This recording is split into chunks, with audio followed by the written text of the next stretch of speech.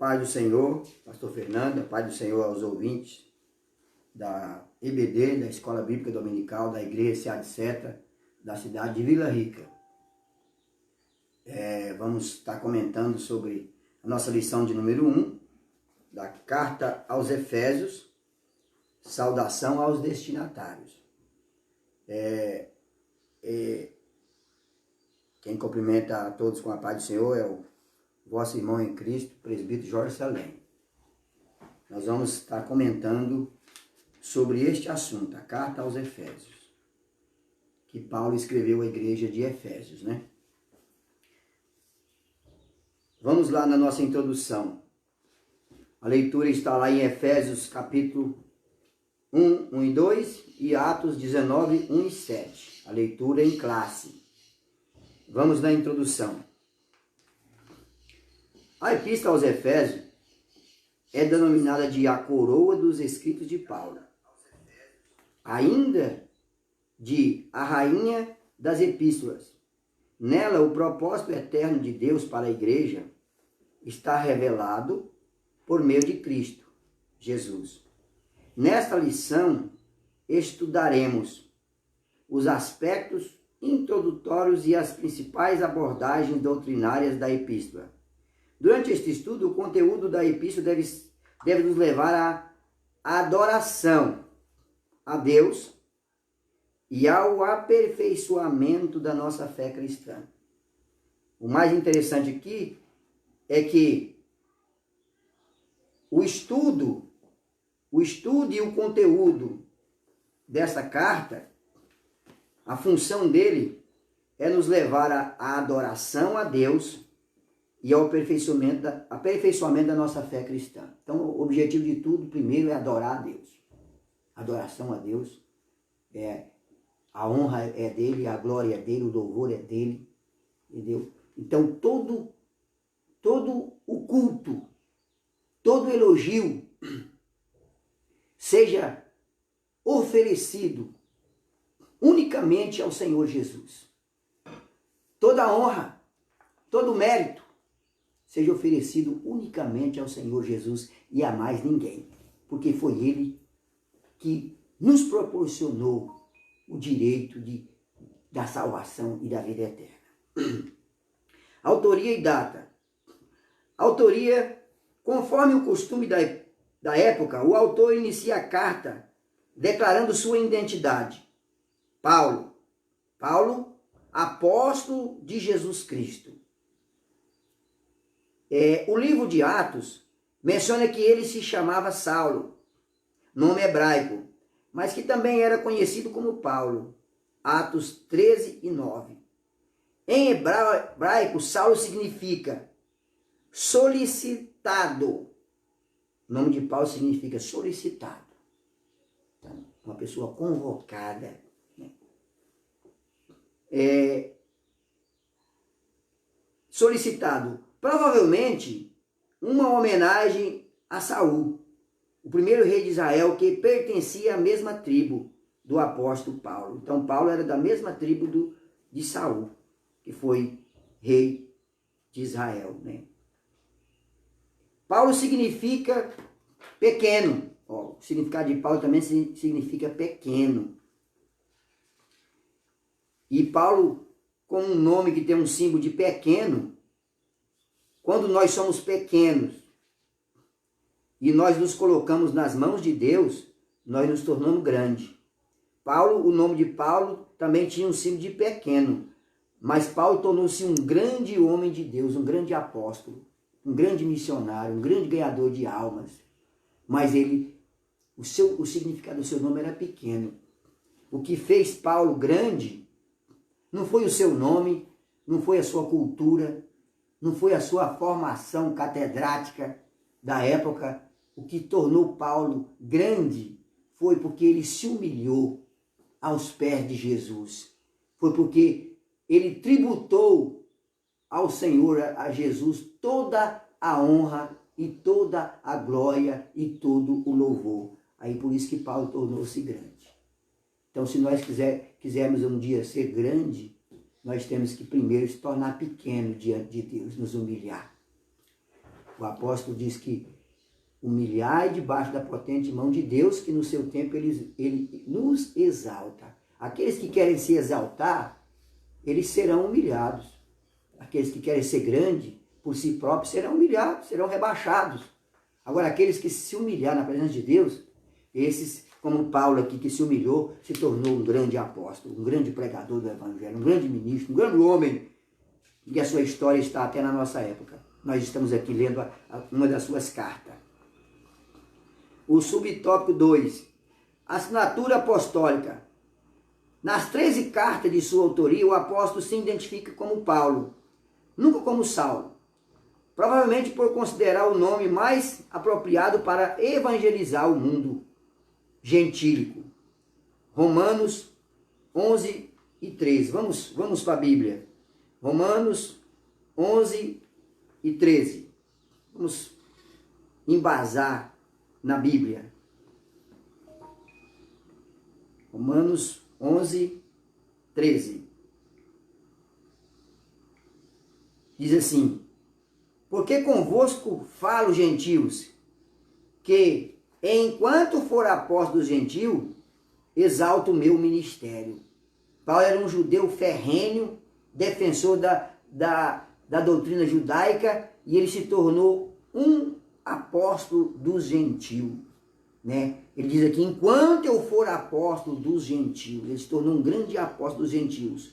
Outros detalhes relevante é a reivindicação de sua autoridade apostólica com a ressalva, pela vontade de Deus, pela vontade de Deus, Efésios capítulo 1, versículo 1, pela vontade de Deus. Vamos ver o que diz aqui. Paulo, apóstolo de Jesus Cristo, pela vontade de Deus, aos santos que estão em Éfeso. Olha aí, Paulo, apóstolo de Jesus Cristo, pela vontade de Deus. Então foi um homem escolhido por Deus, não foi pela vontade de alguém, do ser humano não, de homens não, foi pela vontade de Deus. Ele foi um homem escolhido por Deus. Então ele diz aqui, foi pela vontade de Deus, porque pela vontade dele, ele estaria perseguindo ainda os cristãos até hoje. Muito bem, vamos lá. Isso não é escolhido por homem algum. Gálatas 1:1. Vamos lá. Gálatas, capítulo 1, verso 1. Paulo, apóstolo, não da parte dos homens, nem por homem algum, mas por Jesus Cristo e por Deus. Olha aí, Paulo dando testemunho aqui. Apóstolo não da parte de homens. Paulo não foi escolhido por homens, não. Paulo não foi apadrinhado por homens, não. Paulo foi escolhido por Deus, pela vontade de Deus, e por Jesus Cristo, e por Deus Pai, que ressuscitou Jesus dentre os mortos. Então tá aí, um homem escolhido por Deus, pelo próprio Senhor Jesus que escolheu ele, né? Não da parte de homem, mas da parte de Jesus. Vamos lá, um terceiro tópico. Uma epístola de prisão. A epístola foi escrita no período em que Paulo se encontrava preso em Roma. Ele se identifica como o prisioneiro de Jesus Cristo. Gálatas 3, Efésios 3:1. O preso do Senhor. Efésios 4:1. E o embaixador em cadeias.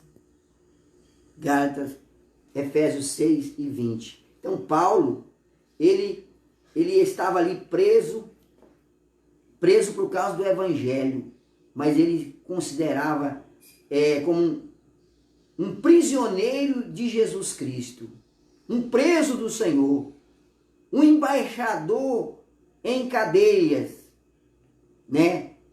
Isso indica que era uma carta enviada do cárcere. Por essa razão, ela integra o rol da epístola da prisão religiosa redigidas aos Efésios, aos Filipenses, aos Colossenses e a Filemão.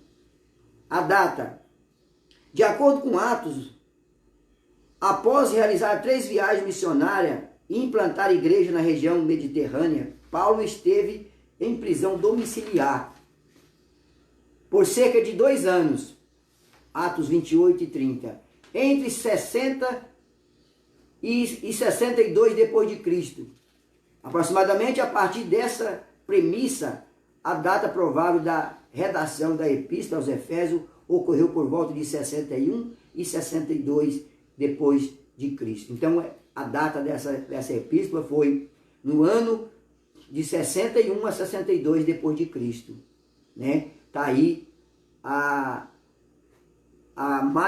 quase 2000 anos, né?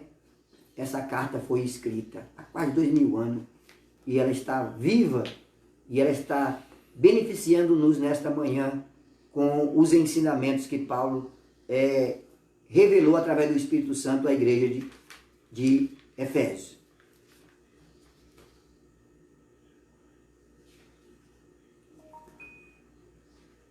Vamos lá no tópico de número 2. O tópico de número 2. Os destinatários. A cidade de Éfeso, fundada por volta de 1050 a.C., tornou-se um centro político, comercial e religioso da Ásia Menor. Atual, pois, país da Turquia. Era uma cidade litorânea, cujo porto desaguava no mar Egeu. Sua rua principal era pavimentada em mármore. Olha aí, a cidade de Éfeso era pavimentada por mármore. Olha, tá vendo que interessante? O povo lá era chique, né? Com colunas trabalhadas em ambos os lados. Era considerada uma metrópole, com cerca de 500 mil habitantes. Tinha o maior anfiteatro do mundo, com capacidade para 25 mil espectadores. Próximo dali ficava o estádio com a pista de corrida e a arena onde ocorria as lutas entre animais selvagens, como também entre homens e animais. Então, Paulo estava numa grande cidade, numa metrópole, 500 mil habitantes, né? De um estádio com capacidade para 25 mil pessoas, né? Arena, onde corria a luta entre pessoas e animais. Naquela época havia muito esse espetáculo de diversão. O subtópico 2, a religiosidade em Éfeso. A cidade abrigava o templo de Artemis, Diana, um templo idólatra, né? A deusa da fertilidade. Construído em mármore, a economia da cidade dependia dos milhares de turistas que visitavam a sua maior fonte de renda, que era o comércio de nichos de prata, vendido no templo, razão pela qual seus moradores ficaram alarmados com a pregação de Paulo contra a idolatria. Então aquela cidade tinha uma deusa chamada Diana, tinha um grande templo também, dedicado a essa deusa chamada Diana, né? E diz aqui que o povo vinha de vários lugares para cultuar ali a Diana. E o comércio era muito forte, o comércio de nichos de prata. Esses nichos aqui eram esses pequenos santuários idólatras que as pessoas fabricam para colocar a imagem lá dentro, né? O ídolo lá dentro daquela casinha. Então, eles fabricavam pequenos templos de prata, oferecido à deusa Diana e vendia para o povo levava, botava nas suas casas e ali adorava a deusa Diana e era um povo idólatra na cidade de Éfeso. E aí eles ficou alarmado com Paulo, chegou lá e já começou a pregar o evangelho. Paulo começou a falar de Jesus, começou a falar do reino de Deus. Atos 19, 27 e 29, vamos ver lá, Atos 19, 27 e 29. Vamos ver o que diz a palavra de Deus aqui. Atos 19, 27 a 29. E não somente, vamos ver o 26 aqui, primeiro. E bem vedes e ouvis que não só em Éfeso, mas até quase em toda a Ásia. Esse Paulo tem convencido e afastado uma grande multidão, dizendo que não são deuses o que se fazem com as mãos. Olha aí, Paulo chegou pregando o evangelho ali naquela cidade idólatra. Ele dizia, não são Deus os objetos que faz com as mãos. Não são Deus. Essas imagens que é feita por mão de homens, isso não é Deus. Quem adora esse tipo de coisa, ele se torna um idólatra. Se torna um idólatra. E não somente é o perigo de a nossa profissão cair em descrédito, mas também de que o próprio templo da grande deusa Diana seja estimado em nada. O povo viu uma ameaça ali.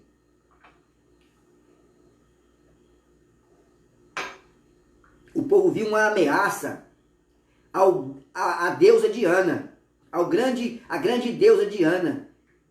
Que o templo da deusa Diana seja estimado em nada. Ó, desse jeito vai minimizar. Desse jeito, daqui a pouco nossa deusa não está valendo nada. Porque está aí esse Paulo pregando esse Jesus, anunciando esse Deus verdadeiro, esse único Deus, esse Deus vivo. E Paulo está dizendo que os deuses feitos por mãos de homens não valem nada. Não tem valor algum. Né? Não são deuses, são mentira. Todo ídolo feito por mão de homem é uma mentira, não é Deus. E o povo ficou alvoroçou naquela cidade ali, e ouvindo, encheram-se de ira e clamaram dizendo, grande é a Diana dos Efésios. O povo fez movimento, o povo fez um movimento ali, fez uma algazarra, fez um motim, né? Fez um motim, diz que eles se encheram de ira e foram para as ruas dizendo, grande é a Diana dos Efésios. E encheu de confusão toda a cidade. E unânimes correram ao teatro e arrebatando Gaio e Aristarco, que estavam ali pregando, companheiros de Paulo de viagem. Foram lá e prenderam esses dois homens que estavam também pregando, Gaio e Aristarco. Então você vê aí, Paulo chegou em Efésios com a mensagem do Evangelho, a mensagem verdadeira de salvação, e muitas pessoas estavam sendo salvas, muitas pessoas estavam crendo que o Evangelho de Jesus é poderoso mesmo. Ele salva, ele liberta o idólatra, liberta o feiticeiro, liberta todo tipo de gente. Então, o pessoal ali, os adoradores, os líderes daquela religião falsa, da idolatria, eles fizeram baderna, motim, movimentos, passeatas, né? Fizeram rebelião, né? Para prender Paulo e os seus irmãos que estavam ali pregando, e eles chegaram a prender Gaio e Aristarcos ali, né? Que estavam pregando ali o verdadeiro evangelho, a verdadeira palavra, o verdadeiro Deus e a verdadeira salvação, que é em Jesus Cristo, né? E também a igreja em Éfeso. Paulo evangelizou a cidade e seus arredores. Paulo pregou em Éfeso e arredores. Pode você ver, uma cidade de 500 mil habitantes. Paulo, juntamente com os irmãos ali, aqueles cooperadores do evangelho, evangelizou a cidade e seus arredores durante 3 anos. Atos 20, 31. Quando chegou a Éfeso, o apóstolo encontrou 12 discípulos, os quais batizou nas águas e conduziu a receber o batismo no Espírito Santo. Quando Paulo chegou lá em Éfeso, ele encontrou lá apenas 12 crentes. Numa cidade de 500 mil habitantes, só tinha 12 crentes. E desses 12 crentes ali, ele começou a pregar e a fazer maravilhas, e Deus salvando ali em Éfeso. Vamos ler lá Atos 19, 5 e 7. Atos 19, 5 ao 7. E os que ouviram foram batizados em nome do Senhor Jesus. E impondo-lhe Paulo as mãos, veio sobre eles o Espírito Santo, e falavam línguas e profetizavam. E estes eram a todos uns 12 homens. Olha aí, Paulo chegou, ele não deu moral para a deusa Diana, para os ídolos, para aquela gente cega, e ele começou a pregar e começou a fazer discípulos, e Jesus batizava com o Espírito Santo ali na cidade de Éfeso. Em seguida, evangelizou os judeus na sinagoga por espaço de 3 meses. Atos 19, 8. E entrando na sinagoga, falou ousadamente por espaço de 3 meses, disputando e persuadindo os judeus acerca do reino de Deus. Então Paulo pregou aos gentios e ele também pregou aos judeus nas sinagogas. E como alguns judeus resistiram ao evangelho, voltou-se para os gentios. Os judeus não aceitaram o evangelho. Alguns judeus não aceitaram o evangelho, não aceitaram a doutrina de Cristo, e Paulo voltou para os gentios, pregando num salão alugado na escola de Tirano. Atos 19:9. Mas como alguns deles se endurecessem e não obedecessem, falando mal do caminho perante a multidão, retirou-se deles e separou os discípulos, disputando todos os dias na escola de um certo tirano. Então, os judeus não aceitaram mais Paulo pregar no tabernáculo ali. Não aceitaram mais Paulo pregar na sinagoga. E ele foi e alugou um cômodo e começou a pregar ali. E ele pregava, separou os discípulos, disputando todos os dias na escola de um certo tirano. Então, o evangelho não parou. Não parou. Paulo encontrou barreira lá nos judeus, mas ele não parou de pregar o evangelho. Deus usou Paulo poderosamente. E a igreja crescia, pois até os lenços e aventais do apóstolo foram usados para curar os enfermos e expulsar demônios. Atos 19:12. De sorte que até os lenços e aventais se levavam do seu corpo aos enfermos, e as enfermidades fugiam deles, e os espíritos malignos saíam. Olha aí, o que é um homem usado por Deus? O que é um homem cheio do Espírito Santo? O que é um homem escolhido por Deus? Um homem enviado por Deus? Um homem escolhido não por homens, não por vontade de homens, mas pela vontade de Deus. Um homem escolhido por Jesus Cristo e um homem cheio do Espírito Santo. Olha a diferença, né? Paulo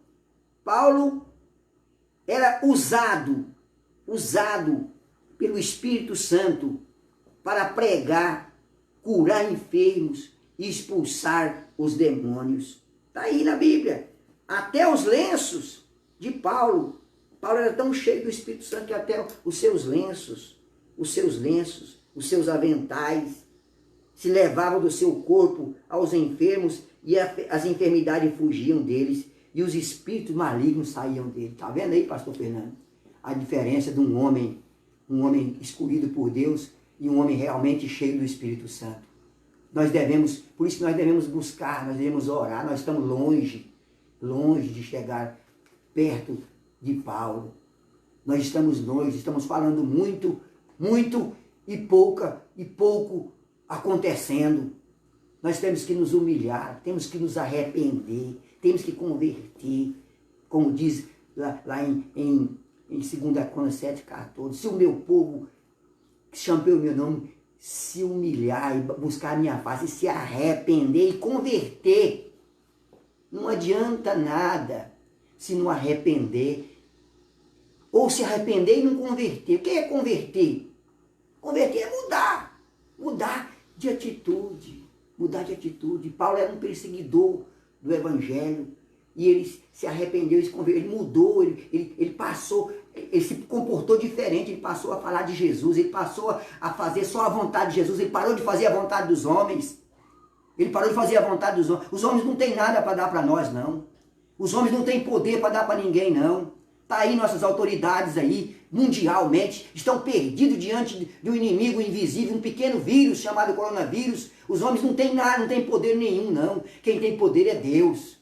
Quem tem a honra é Deus, quem tem a glória é Deus, quem tem a autoridade é Deus. Os homens não têm poder nenhum, os governantes estão tudo batendo cabeça. Agora, se ele se humilhar e arrepender, igual hoje está proclamado um jejum. Esse jejum não é um jejum para o homem, não. Se você está jejuando para o homem, você está perdendo seu tempo.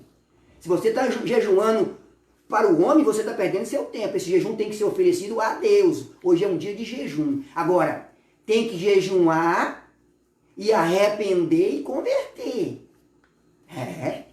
Não vai pensar que vai jejuar, ficar um dia sem comer e não arrepender. Arrepender de quê? Do pecado. arrepender do que nós praticamos, arrepender dos assassinatos, das violências, arrepender de não ter obedecido o Evangelho, arrepender de ter virado as costas para Jesus, virado as costas para o Evangelho. Tem que arrepender, tem que arrepender. Se não arrepender, de nada adianta o jejum, de nada adianta se não se humilhar na presença de Deus, de nada adianta jejuar e amanhã começar a praticar as mesmas coisas erradas, né? Os nossos governantes, eles jejuam hoje. Se amanhã eles começarem a defender o assassinato, se amanhã eles começarem a defender a mentira, de novo, passar a mentir na televisão, nas redes sociais, que adiantou esse jejum? Nada, absolutamente nada.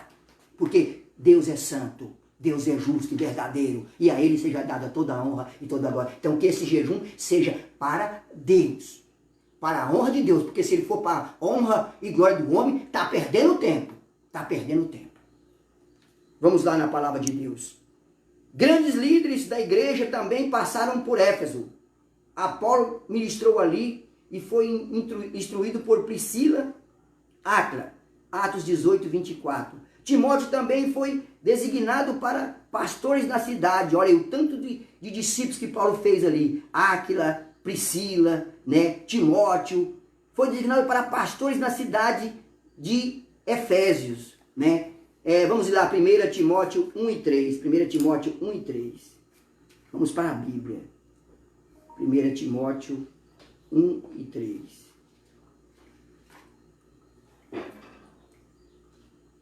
Como te roguei quando parti para a Macedônia, que ficasse em Éfeso, para advertir algum quem não ensine outra doutrina. Olha aí, Paulo colocou Timóteo para advertir que não ensine outra doutrina. Hoje também, Paulo está dizendo para nós aqui, para a igreja, está dizendo para nós aqui, ó, cuidado com aqueles que ensinam outra doutrina que não seja de Cristo, outra doutrina que não seja do amor.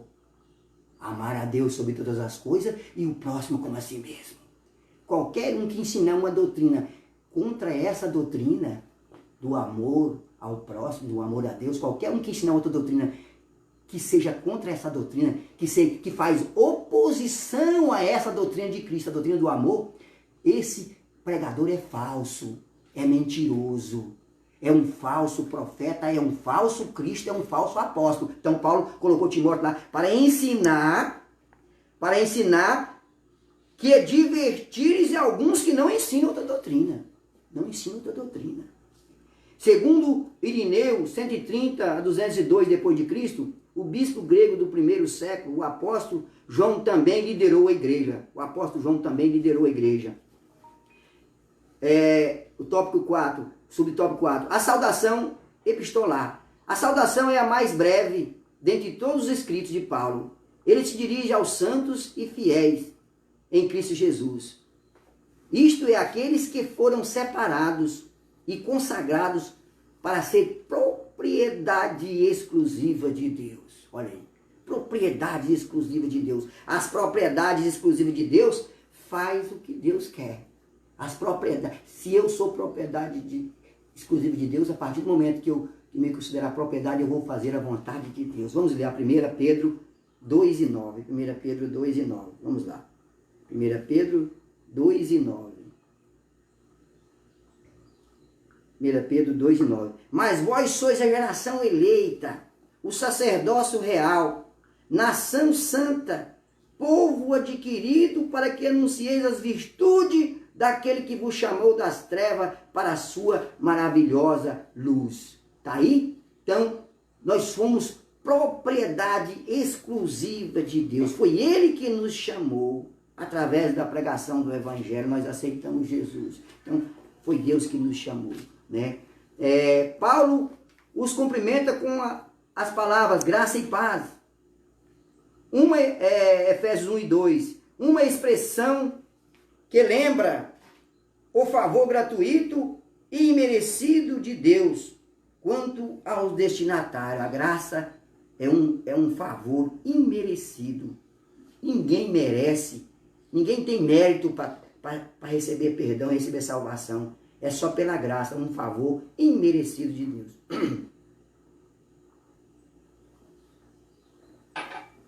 Vamos lá para o terceiro tópico, né?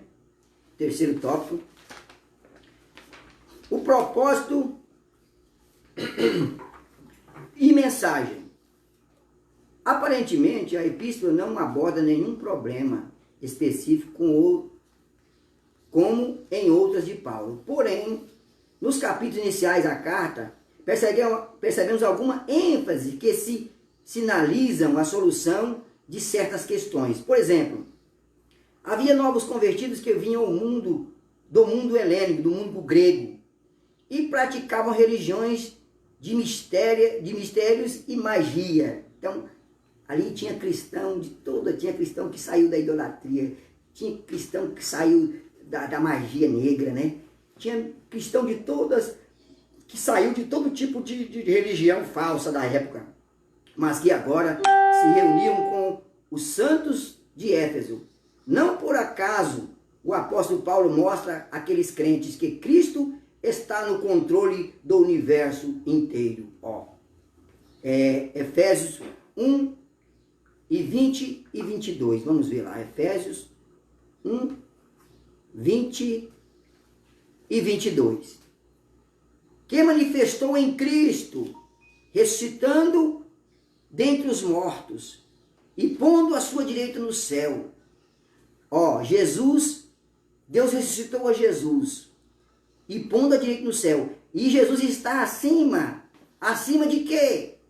Jesus é maior do quem? De quem? Jesus está acima de todo principado e poder. Olha aqui. Jesus está acima de todo principado e poder. Todo poder que existe no céu e na terra, pastor Fernando. Jesus está acima. Jesus está por cima. Ele é maior.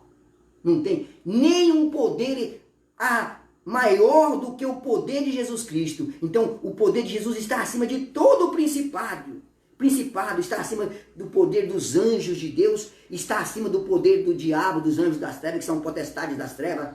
Potestades são seres celestiais, tanto os que estão a favor de Deus, quanto as potestades malignas que estão a favor do diabo. Então, Jesus está acima de todos, acima de todo o poder e domínio. Ele está acima do poder e de todo o domínio. Tá vendo aí? Vou voltar a falar de novo. Os nossos governantes estão apavorados com o coronavírus, um vírus pequenininho que está aí matando e assolando. E Jesus tem todo o domínio. O domínio está nas mãos de Deus. Eu vou voltar. Lá no Egito, quando as pragas do Egito estavam assolando o faraó para ele libertar, faraó estava sendo punido com praga, porque ele era rebelde. Faraó estava sendo punido com praga porque ele era rebelde. Ele havia perseguido o povo de Deus, ele havia escravizado o povo de Deus, ele havia matado o povo de Deus. Ele era um homem mau, era um homem perverso, e Faraó estava sendo massacrado pelas pragas. E um belo dia, Faraó pediu para Moisés: Moisés, perdoa meu pecado, perdoa meus pecados. Quando a praga de gafanhoto estava dominando lá, ele falou para Moisés: perdoa meus pecados e ora a Deus. E Moisés orou a Deus e disse: naquela hora, Deus mandou um vento e não ficou um só gafanhoto.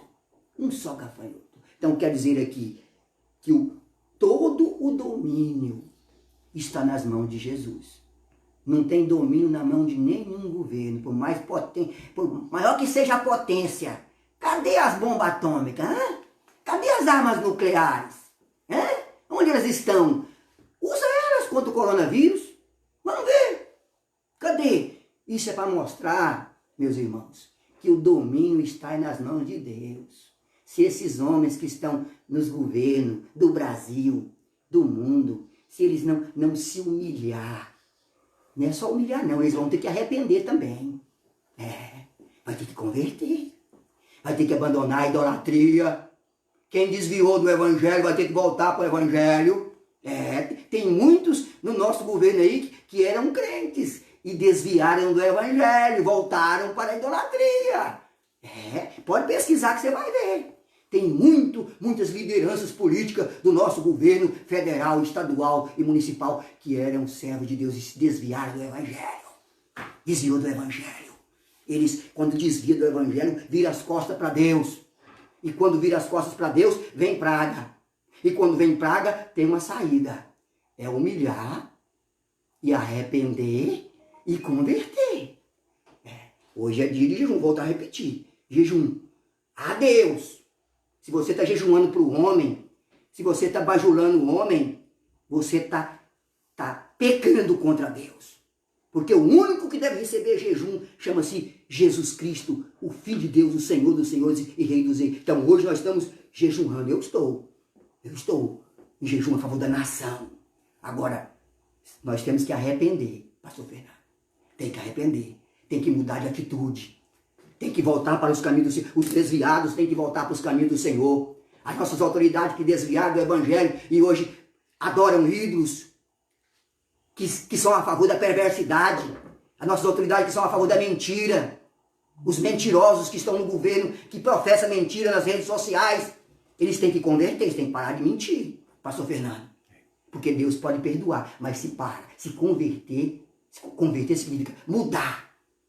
Parar de praticar o mal, a perversidade e a mentira e a idolatria. Né? Vamos lá. Também é possível perceber outro tipo de ênfase do apóstolo. O passado daqueles cristãos era marcado pela imoralidade e bebedeira. Mas uma vez salvos pela graça, eles deveriam adotar um novo estilo de vida em Cristo Jesus. Efésios 2, vamos ver lá, Efésios 2, 1 e 10. Efésios 2, 1 e 10. 2, 1 e 10. Paulo, apóstolo de Jesus Cristo, pela vontade de Deus, aos santos que estão em Éfeso e fiéis em Cristo Jesus. Vamos lá no 10, para nós ganhar tempo. De tornar a congregar em Cristo todas as coisas, na dispensação da plenitude dos tempos, tanto as que estão no céu, quanto as que estão na terra. Vamos lá para o segundo tópico. A mensagem de Efésios gira em torno de suas temáticas. Jesus Cristo, a cabeça. Olha aí. A mensagem aos Efésios, ela gira em torno de duas temáticas. Jesus Cristo, a cabeça. Efésios 1, 22. Efésios 1, 22. Vamos lá ver o que diz aqui em Efésios 1 e 22.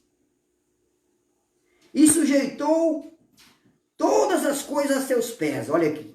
Paulo, ele está enfatizando aqui. Jesus sujeitou todas as coisas a seus pés. Pastor Fernando, está todo mundo aos pés de Jesus. Todo mundo. Não tem ninguém acima do pé de Jesus, não. Sujeitou tudo a seus pés. Todas as coisas. E sobre todas as coisas o constituiu como cabeça da igreja. Jesus é o cabeça da igreja. O cabeça da igreja é Jesus. Nós temos que crer em Jesus e obedecer o cabeça da igreja. O cabeça da igreja chama-se Jesus de Nazaré. Quem está dizendo aqui é Paulo. Esse apóstolo que foi escolhido por Deus. Ele está dizendo, o cabeça da igreja chama-se Jesus Cristo. É o centro das atenções da igreja, chama-se Jesus Cristo. Efésios 4 e 15. Vamos ver o que diz Efésios 4 e 15. Capítulo 4, versículo 15. Efésios 4, 15. Antes, seguindo a verdade em amor, cresçamos em tudo naquele que é a cabeça. Olha aí. Antes, seguindo a verdade. Está dizendo para nós. Seguir a verdade. Seguir a verdade. Em amor. Que é a doutrina de Jesus Cristo. A doutrina do amor. Eu tenho que desejar para o próximo mesmo que eu desejo para mim. E pastor Fernando? Se eu desejar o mal para você. Ah, mas você não é da minha igreja. Nós não somos da mesma congregação. Eu posso desejar o mal para você. Eu quero dizer que todos nós estudamos na nossa lição passada, pastor Fernando, que todos nós viemos de Noé. Todos vieram de Noé. Nós somos descendentes de Noé, todos nós. Aquela pessoa que você gosta dela, pastor Fernando, é descendente de Noé. E se você não gostar de alguém, eu creio que isso não acontece com você, se você não gostar de alguém, não odiar alguém, irmão, eu quero dizer para aquele que odeia alguém, você que odeia alguém, eu quero dizer para você que odeia alguém, você está contra a lei de Cristo, a lei do amor. Porque todos vieram de Noé, todos somos filhos de Noé. Então, isso quer dizer, Fernando, que nós somos irmãos. Nós somos irmãos. Nós temos nossa família aqui e tal. Mas os que não são da nossa família, todos vieram de Noé. É por isso que Paulo diz aqui, né? Paulo diz aqui que a verdade em amor. Cresçamos em tudo naquele que é a cabeça, que é Cristo. Cristo é a cabeça. Se a cabeça falar, pastor Fernando, que é Cristo, nós temos que obedecer. Então a palavra de Deus está aqui. A Bíblia é a palavra de Deus. Você quer ouvir Deus falar contigo? Vamos para a Bíblia. Quer ouvir Deus falar? Quer falar com Deus? Vamos orar. Vamos dar prosseguimento. Assim podemos classificar os desdobramentos desse assunto nos seguintes eixos temáticos. A consumação do plano eterno de Deus na pessoa de Jesus Cristo. A consumação do plano de Deus na pessoa de Jesus Cristo. Efésios 1, 3 e 5. Efésios 1, 3 e 5.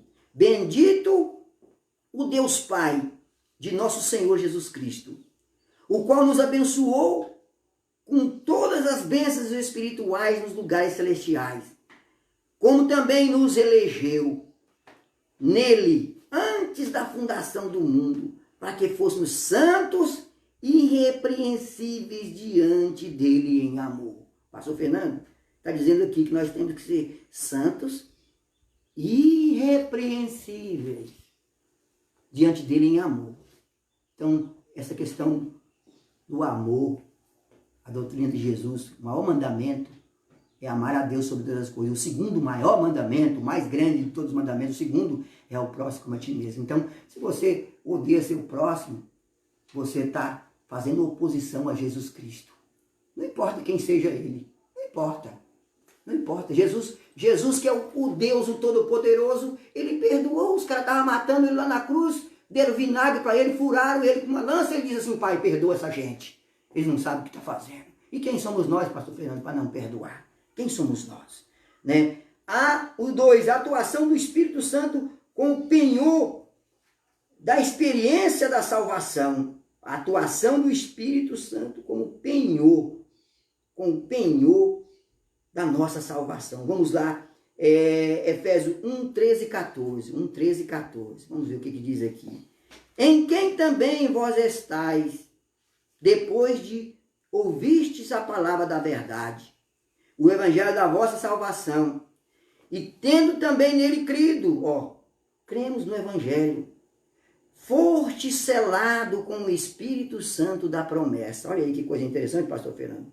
Foi selado com o Espírito Santo da promessa. O que é selo? O que é selo? O selo é uma identificação. É uma identificação que não pode violar. Olha, quando a pessoa aceita Jesus, ele abandona o pecado. Nós lemos aqui que Jesus, Paulo salvou ali feiticeiros, idólatras ali na cidade de Efésios, ladrões, prostitutas, todo tipo de pecador, né? Agora, aí quando a pessoa aceita Jesus, ele recebe e abandona o pecado, ele recebe um selo. Ele recebe um selo de identificação, que ele é inviolável. Igual aquela cartinha que a gente põe no correio, eles não botam o selo lá bem onde fecha a carta, significa ali, não pode violar. Não pode violar. Então, quando nós aceitamos Jesus e abandonamos nossos erros, quando abandonamos nossos pecados, quando caímos, mas reconhecemos que caímos e voltamos de novo, diz a Bíblia que nós somos selados, né? Selados com o Espírito Santo, né? Com esse Espírito, o qual é o penhor da nossa herança, no versículo 14 de Efésios 1, o qual é o penhor da nossa herança, para a redenção da possessão adquirida para o louvor e a glória de Deus. Então, o selo do Espírito Santo em nós é o penhor. O que é penhor? O que é penhor? O selo do Espírito Santo é o penhor. O que é isso? É uma garantia. É uma garantia. O Espírito Santo é a garantia. É a prova. É a prova que nós fomos perdoados. Se nós temos o Espírito Santo, ele é a prova. É o penhor, é o selo. Então, se eu tenho o Espírito Santo, eu tenho que me proceder como Jesus procedeu. Se eu não proceder como ele procedeu, eu não tenho esse selo. Então, eu tenho que buscar esse selo através do arrependimento, através do perdão. Né? Vamos lá, estamos finalizando já. A reconciliação dos povos por intermédio da cruz de Cristo. Efésios 2,16. Vamos ver lá o que fiz aqui. Efésios 2,16. Efésios capítulo 2, versículo 16. E pela cruz reconciliar ambos com Deus em um corpo, matando com elas as inimizades. Olha aí. Pela cruz de Cristo, reconciliar ambos, quer dizer, os judeus e os gentios, os judeus e todo o povo da raça humana. Através da cruz de Cristo, ele morreu na cruz para nos reconciliar com Deus em um corpo, matando com ela as inimizades. Então, pastor Fernando, isso quer dizer que se eu falo que sou cristão, mas eu prego a inimizade, eu tenho inimigos, né? Eu declaro inimigos, então eu estou contra o Evangelho de Cristo, porque a cruz de Cristo, ela foi para nos reconciliar, e a cruz de Cristo foi para matar, pastor Fernando, matar a inimizade. Então, se a inimizade não morreu em mim, não morreu em você, se a inimizade não morreu em mim, não morreu em você, nós precisamos nos converter. Precisamos reconhecer Jesus como Salvador, porque a cruz de Cristo veio para isso, para desfazer, para matar as inimizades. Não é verdade? Então vamos lá. Um novo estilo de vida, baseado na unidade, na comunhão com o Espírito, frutificação e na adoração e na intercessão no Espírito, né? Vamos lá, Efésios 4:3. Efésios 4:3. 4:3 e o 30. Procurando guardar a unidade do Espírito pelo vínculo da paz. Cabe a nós procurar a unidade do Espírito, estar com o nosso Espírito unido a Deus. Né? Vamos ver o que diz o 30 aqui. E não entristeçais o Espírito Santo de Deus, no qual estáis selados para o dia da redenção. Olha aí, Pedro. Vê o selo de novo aí, ó. Não entristecer o Espírito Santo de Deus, no qual nós fomos selados no dia que nós aceitamos Jesus. Nós aprendemos na lição passada, pastor Fernando, que o perdão, ele é instantâneo, né? A pessoa, quando ele recebe o perdão, quando ele aceita Jesus, ele é perdoado na hora. Na hora. Se ele morrer naquela hora, ele vai ser salvo. Ele recebe o selo naquela hora. Agora, a Bíblia fala para nós não entristecer. Eu quero finalizar com esse versículo. Não entristecer o Espírito Santo. Não entristecer o Espírito Santo de Deus, no qual nós estamos selados, nós estamos marcados. Nós estamos selados, marcados com o Espírito Santo para o dia da redenção. Que dia é esse? Que dia da redenção? É o dia da volta de Jesus Cristo, onde nós seremos libertos desse mundo, onde nós seremos libertos da morte, para nunca mais pecar, nunca mais morrer, nunca mais sofrer dor, nunca mais padecer, onde vamos viver eternamente com Cristo. Então, o apóstolo diz assim, não entristeçais o Espírito Santo de Deus. O que eu devo fazer para não entristecer o Espírito Santo de Deus? O que nós devemos fazer, pastor Fernando, para não entristecer o Espírito Santo de Deus? É obedecer a palavra. É obedecer o cabeça, que é Jesus Cristo. É submeter a Ele, o Todo-Poderoso, todas as coisas estão submissas a Jesus Cristo. Antes de ele subir para o céu, ele disse assim para os seus discípulos, olha, é-me dado todo o poder no céu e na terra. Então quer dizer que Jesus tem poder até sobre o coronavírus. Até sobre o coronavírus. Mas como eu disse aqui, na Bíblia, todas as pragas que vieram sobre a raça humana, sobre o Egito, e toda a raça humana foi porque Deus se irou. Deus se contrariou. E será que nós estamos fazendo a coisa certa para Deus não irar com o mundo e não irar com o Brasil? Será que nós estamos amando o nosso próximo? Será que nós estamos obedecendo a palavra? Será que nós estamos dando valor para a Bíblia Sagrada? Nós vemos aqui, há poucos dias no carnaval, notícia aí, pessoas difamando Jesus, falando que Jesus era gay, falando que Jesus era prostituta, falando que Jesus era todo tipo de coisa ruim. Nós vemos também, poucos dias aqui na nossa nação brasileira, um pessoal fazendo uma cena do capeta, do diabo vencendo Jesus. Olha para você ver onde chegou a humanidade. Você pesquisa aí, que você vai achar isso aí. O pessoal fazendo uma encenação lá, o diabo vencendo Jesus, derrotando Jesus. Sendo que Jesus todas as coisas estão nos pés dele. Todas as coisas estão abaixo dos pés de Jesus. Todo governo, por mais forte que seja, por maior que seja a potência mundial, está abaixo dos pés de Jesus. Todo ele, toda liderança, seja ela espiritual ou não, está abaixo dos pés de Jesus. Então, nós não devemos entristecer esse espírito, devemos crer na palavra. E devemos orar. E devemos nos humilhar. Como disse Salomão. Orar e humilhar. E arrepender dos nossos maus caminhos. Arrepender dos nossos pecados. E aí tem uma promessa de Deus. Se o povo que se chama pelo meu nome se humilhar e orar. Só isso? Não. E arrepender. E se converter. Eu tenho que me arrepender e converter. Como é que eu me arrependo e me converto? Quando eu paro de praticar o que eu estava praticando que era errado.